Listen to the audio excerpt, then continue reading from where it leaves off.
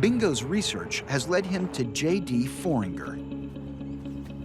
Hey, J.D. Yes, sir. Great to finally meet you. You too, thanks. Thanks for having me. J.D. Foringer served for over 20 years as an officer in the United States Navy. He has spent almost 2 decades researching possible connections between his brother, Yamashita's treasure, and the CIA. A lot of cool stuff you got here. These coin holders represent the different ships that I was on. The USS Midway, that was my first ship. Midway was named after the Battle of Midway, basically our first major battle after the bombing of Pearl Harbor. And Midway always went to the Philippines, and that's how I was overseas when my brother was in the Philippines and I was able to visit him. So can you tell me about your brother? Alan was a super patriot. He graduated from Duke University in 1976, summa cum laude, political science and economics. He always worked these sales kind of jobs that didn't anchor him to one location. Had him on the road a lot. This picture shows him in the last year of his life, and this is with some of the family members that he lived with in the Philippines. He was there till his death in 1991. He was my big brother, and it hit me hard. So I started researching at that point, his life and death. My brother was an officer in the company called Nippon Star. Nippon Star was the company that my brother and others were involved with to search for treasure in the Philippines. According to J.D., Alan Foringer was an officer in a corporation called Nippon Star. Throughout the 1980s, Nippon Star's publicly stated purpose was to search for and recover Japanese treasure buried in the Philippines. Among Nippon Star's members, retired Major General John Singlob, one of the founding members of the CIA.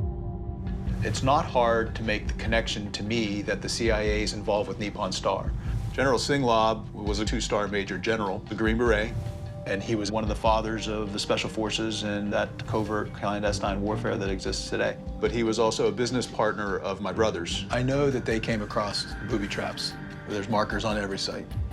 The Japanese left markers so that they could figure out how to get back to the gold. The Japanese sealed their treasure vaults by filling them with very hard concrete. This is getting really trippy. I have a team in the Philippines right now, and that's basically what they encountered. So this is all really compelling stuff, but do you have any documents or any other proof of CIA involvement? Come with me. Let me show you some things. So I've got quite a bit of information here that I've collected through the years. I have an Office of the President of the Philippines Presidential Task Force. Attention, Mr. Alan R. Foringer, July 17th, 1986. Request for permit to search, excavate, and recover Japanese buried treasure. So this is Nippon Star basically asking for a treasure hunting permit. Correct. I'm really trying to understand, where did the rumor for Nippon Star being part of the CIA come about? Through my research, I found out about a website that was written by Mark O'Brien, which was a pseudonym for Bob Curtis. Did you say Bob Curtis? Yes, Bob Curtis. Have you heard of him? I just had a meeting with one of the attorneys from the Rojas case, and he had some deposition tapes on Bob Curtis. What did they want from Curtis? Bob Curtis claimed to have the maps for 175 sites. Gotcha. So these are a box of tapes recorded by Bob Curtis for the meetings, the 3 days of meetings that they had. All the principals for Nippon Star and Bob Curtis were there. According to J.D., members of Nippon Star wanted to meet with Robert Curtis in 1987. At Curtis's request, the meeting was held in Hong Kong. First, he didn't want to get involved with it all because he was convinced after hearing Singlob's name that it was a CIA initiative and he didn't want to have anything to do with that. But my brother convinced him to join the group. Let's give it a listen.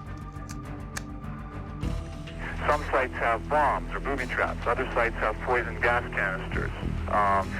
Every type of site has some type of a risk. That's my brother, Alan, speaking. Okay.